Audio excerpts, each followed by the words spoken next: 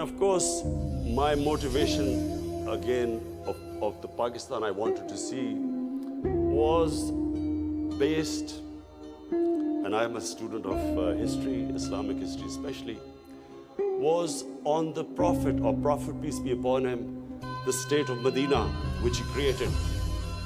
Now, why do I say the state of Medina? Because the state of Medina laid the foundation of one of the greatest civilizations in the history of mankind. The principles that found the foundation of the state of Medina is what for the next 700 years was the greatest civilization on earth. And what were those principles? The state of Medina was founded on incredible principles of justice and humanity. It was the first time a welfare state was made, a state that took responsibility of the weak, what China has done right now.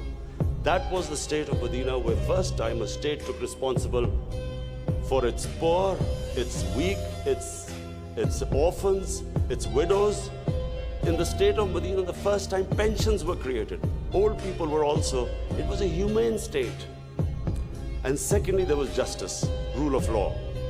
These were the two main things. And the third thing, the Prophet of Islam, peace be upon him, made seeking knowledge a sacred duty. The word was that even if you have to go to China to seek knowledge, you must. Those days going to China meant not coming back. So the emphasis on seeking knowledge. For the next 700 years, all top scientists were Muslims. And that was the state of Medina. It laid that foundation. And then the way minorities, other religious people were treated. The Prophet signed famous, the Misaq-e-Medina. There's still a letter in St. Catherine's Church which was signed with the Christians, that your places of worship will be, till the end of time, they will be protected by Muslims. Secondly, that no forcible conversions would be in Islam. Thirdly, the Prophet's last sermon, it is a charter of human rights.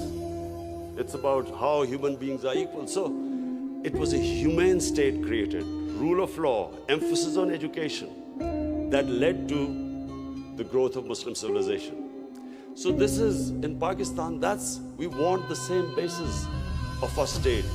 The rise of what I believe, the way our country will rise, it will go back to those principles. We must, number one, have rule of law, everyone equal before the law. State must be accountable. We must have a welfare state where the state must take responsibility of its poor people. Half our population is on the poverty line or just above, and about 25% are below the poverty line. The state must take responsibility. All policies of the state must be like in China. How do we lift the people from the bottom? And the most important thing is that we must, in Pakistan, start a reform program.